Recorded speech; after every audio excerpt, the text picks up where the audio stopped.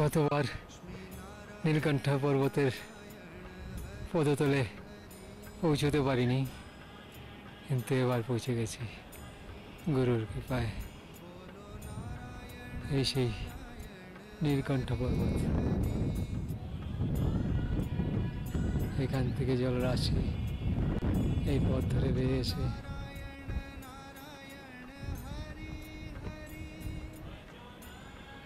অলকানন্দায় মিলে যাচ্ছে।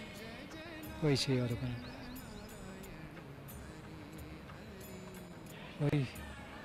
ওই পথ চলেছে বসুধারার পথ। ওই বসুধারা দেখা যাচ্ছে।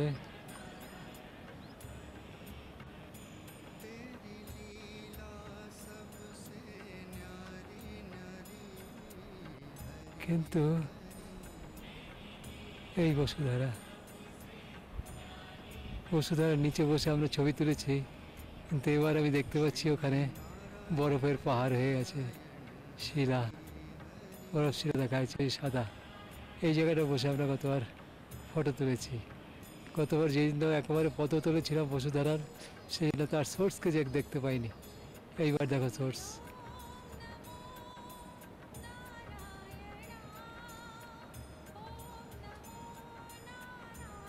এই বসুধারার সোর্স। এখান থেকে শীতে জলরাশি শীতে এসে এই বসুধারা হয়ে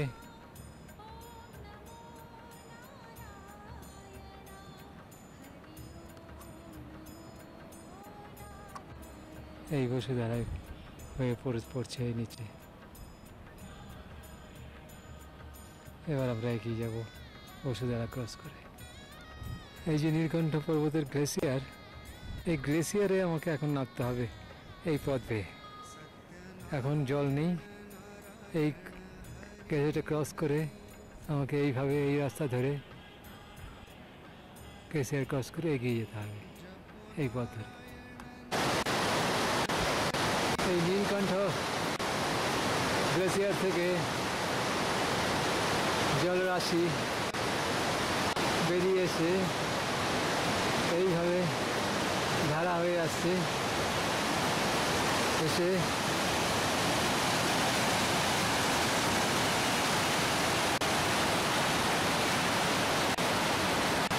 অলকানন্দায় মিলে যাচ্ছে। ওই অলকানন্দা পেয়ে যাচ্ছে, অলকানন্দার সঙ্গে মিলে যাচ্ছে। আমাকে এই জলরাশি ক্রস করে ওপারে গিয়ে ওই পথ ধরে এগিয়ে যেতে হবে। ওই বসুধারা ফলসের বেসটা দেখা যাচ্ছে, যেখানে আমরা বসে ফটো তুলছিলাম সেখানে পুরো বরফ এসে আছে। এই বসুধারা ফলস উঠছে, দেখো উপরটা টপটা পুরো ওপেন আছে। আমরা কিন্তু ওপেন দেখতে পাইনি ওই নিচে থেকে। আমরা দেখেছিলাম একটা ফুটো দিয়ে জলটা বেরিয়ে আসছে, এখান থেকে পরিষ্কার বোঝা যাচ্ছে ওই টপটা ওপেন আছে। আর ওই জলরাশি ওই গ্লেসিয়ার থেকে নেমে আসছে পুরো ওই উপর থেকে, ওই ধারা হয়ে ওইভাবে হয়ে বসুধারা ফলস হয়ে এই নিচে পড়ছে।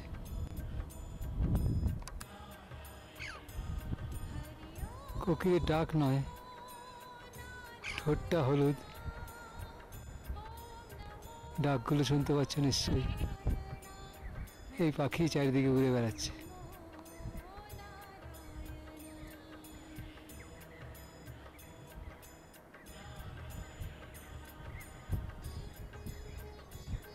পথে একটা গ্লেসিয়ার পড়েছে,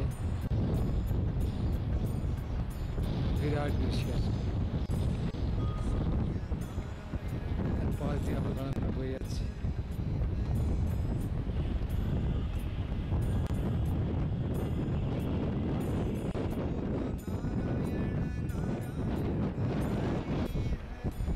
সামনে পিকটা দেখা যাচ্ছে, আমি জানি না, আমাকে বলার কেউ নেই।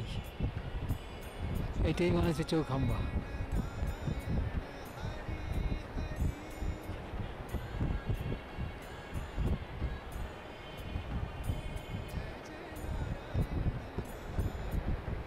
সম্ভবত এটাই চৌখাম্বা হবে,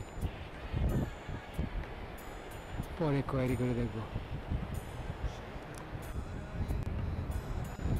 গ্লেশিয়ার থেকে জল গিয়ে ওখানে একটা লেকের সৃষ্টি হয়েছে।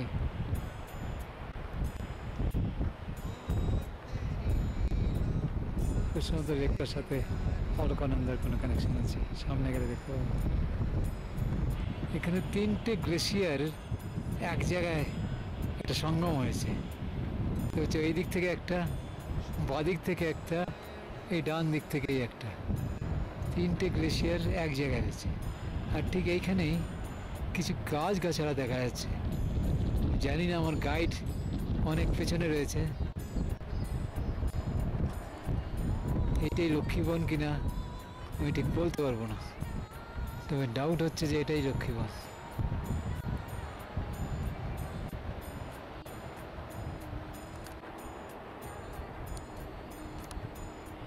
হ্যাঁ, গাইড কনফার্ম করে দিয়েছে এটাই চৌখাম্বা।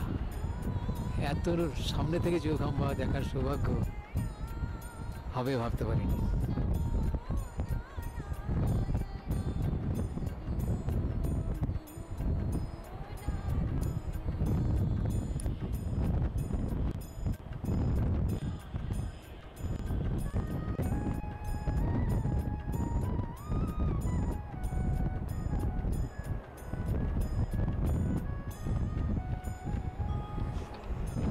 ये है लक्ष्मीवन। लक्ष्मीवन में किसका कौन देहांत हुआ था? नकुल या सहदेव, मालूम है? भीमपुर में द्रौपदी का देहांत होने के बाद लक्ष्मीवन में सहदेव का देहांत हुआ था।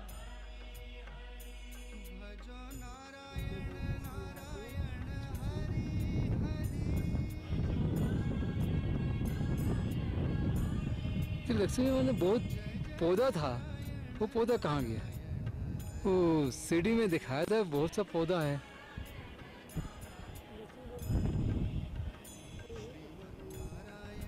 ये पौधा नहीं नहीं नहीं नहीं,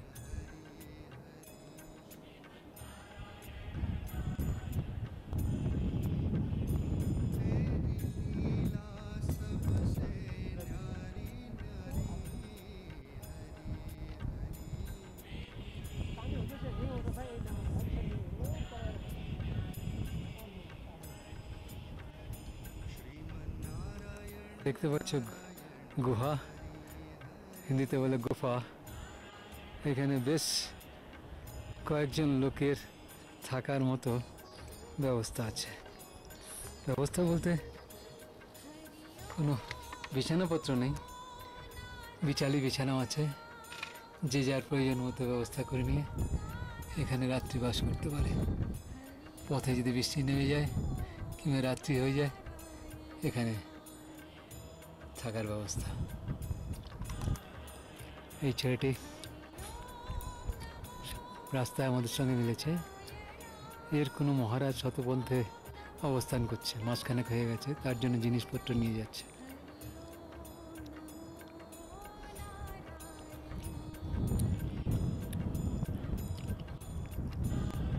এটা কি, এই পুরোটাকে লক্ষ্মীবন বলে, আমরা লক্ষ্মীবন দিয়েই চলছি। চারিদিকটা দেখো, সুন্দর গাছপালা দিয়ে সাজানো মনে হচ্ছে, অপূর্ব সুন্দর। ঠিক এটা হয়তো সিজন নয়, গাছগুলো হয়তো আরো বড় হবে।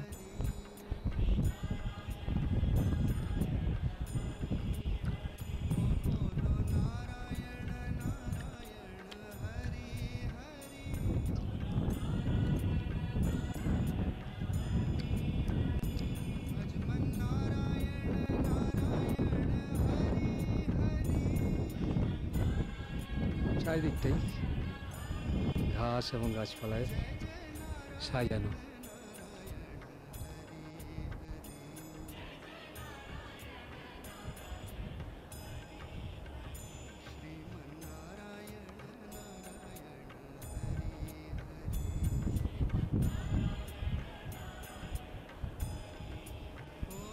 কখনো লাল, কোথাও হলুদ,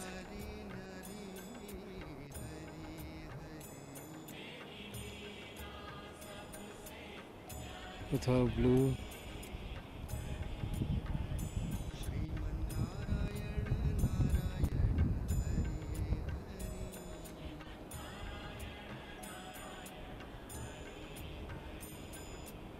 দেখো ব্লু রঙের, লাল রঙের, হলুদ রঙের, কত সুন্দর ফুল, ফুলের বাগিচা মনে হচ্ছে।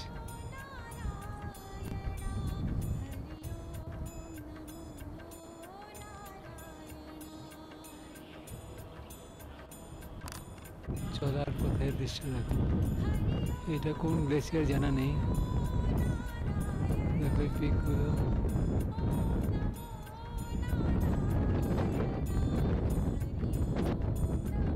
প্রত্যেকটা পিকে বরফ রয়েছে, বরফের পিক ছাড়া কোনো পাহাড় নেই। পুরো রেঞ্জ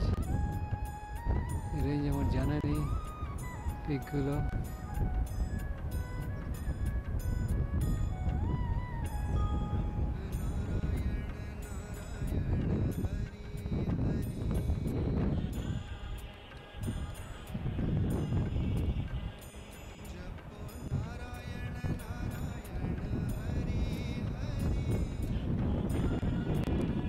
চৌখাম্বা পিকের একেবারে গোড়ায় চলে এসেছে।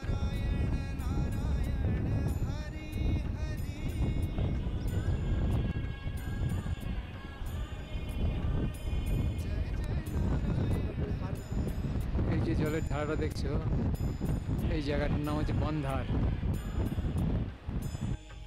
তৃষ্ণা নিবারণের জন্য অর্জুন এখানে বান মেরে জলের উৎস বার করেছিলেন, সেই জন্য এই জায়গাটার নাম বান্ধার। এই বান্ধার প্রায় 13,000 ফুট উঁচুতে অবস্থান করছে। এখান থেকে চক্রতীর্থ 8 কিলোমিটার দূরে। পাথরই পাথর, কোনো রাস্তা নেই। এই এরই মাঝখান দিয়ে পথ পেরিয়ে যেতে হবে। পুরো জলের ধারা বয়ে চলেছে। এই বন্ধার থেকে যে ফোয়ারাটা দেখলে, জলের ধারাটা দেখলে উপর থেকে নামছে, এই ধারাটা, এই যে এই ধারাটা নিচে এসে পুরো ছড়িয়ে যাচ্ছে, নিচে এসে পুরো ছড়িয়ে যাচ্ছে। এর উপর দিয়ে আমাকে এই জায়গাটা ক্রস করতে হবে। এই জায়গাটার নাম বান্ধার। এই জলের ধারাটা দেখো, নিচে চলে যাচ্ছে। ফুল দেখো,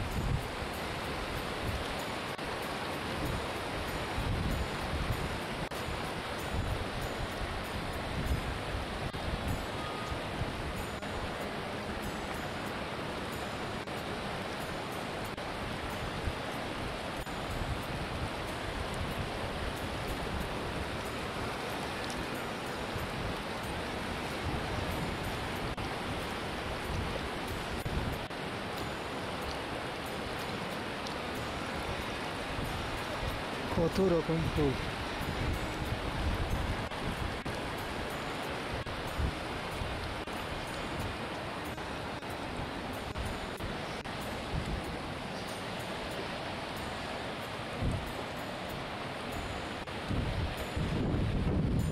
এই জলের ধারার পাশ দিয়ে যেতে হচ্ছে।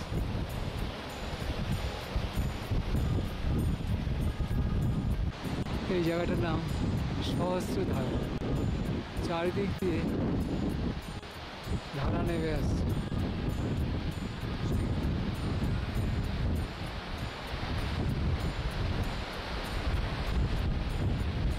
এই ধারাগুলো নেমে আসছে নীলকণ্ঠ পাহাড় থেকে।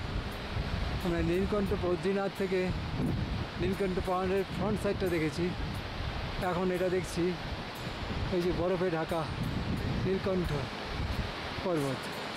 আমরা সাইড দিয়ে এসে ব্যাক সাইডে চলে এসেছি। সেই নীলকণ্ঠ পর্বত থেকে সহস্র ধারার উৎপত্তি হয়েছে। তো এই জায়গাটার নাম সহস্র ধারা। জাস্ট কন্ট্রাস্ট দেখো, বিউটি। তার উল্টো দিকে পুরো পাথরে পাথরময় একটা বিরাট স্পেস।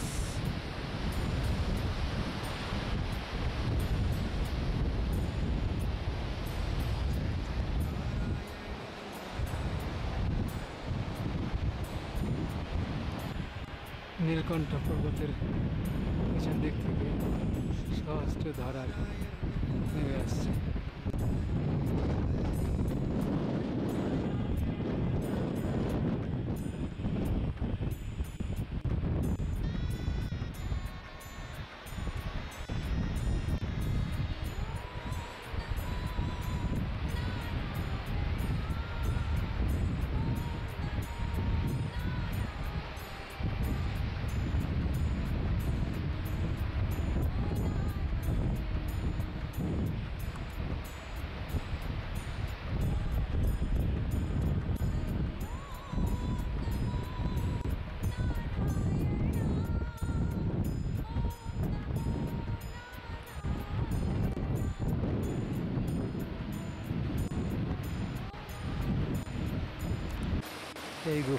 এই গুফাতে আমরা আজকে রাত কাটালাম।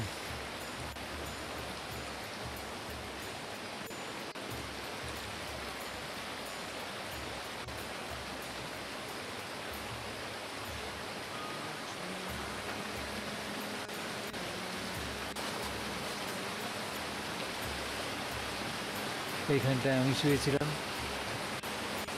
আর এইখানটায় ওটার এবং সেই সাথে এই সহস্রধারের যে ভ্যালি দেখছো, এই ভ্যালির পাশেই আমাদের গুহা ছিল। এখানে আমরা গত রাত কাটিয়েছি। আর এই ভ্যালির একটা উল্লেখযোগ্য দিক হলো এই ভ্যালিতে নকুল পথের দুর্গমতা সহ্য করতে না পেরে এখানেই দেহত্যাগ করেছিলেন। আমরা সকালে এখান থেকে রওনা হয়ে গেলাম, ওই পথ আর এগিয়ে যাচ্ছি। এই পথ পেরিয়ে এসছি,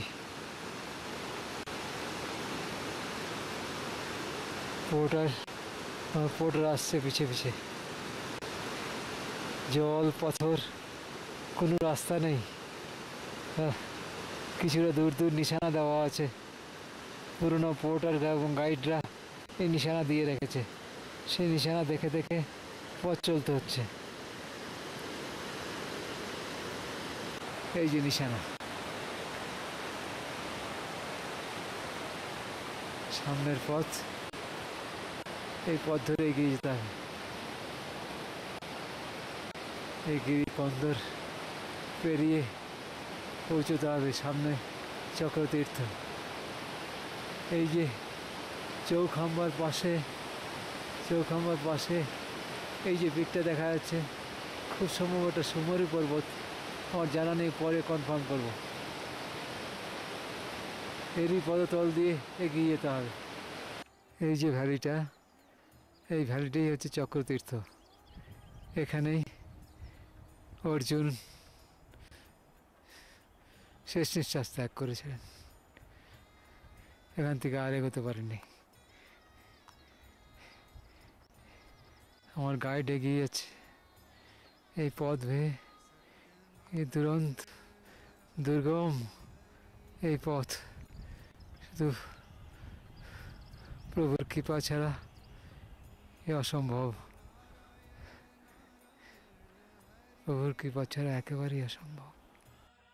অন্য কাহিনীও জানা যায় যে ভগবান নারায়ণ তপস্যাকালে এখানে তার সুদর্শন চক্র রেখেছিলেন, তাই এই জায়গাটার নাম চক্রতীর্থ। এখনো যেতে হবে অনেক পথ। এই যে খাড়াই, এই খাড়াই বেয়ে যেতে হবে।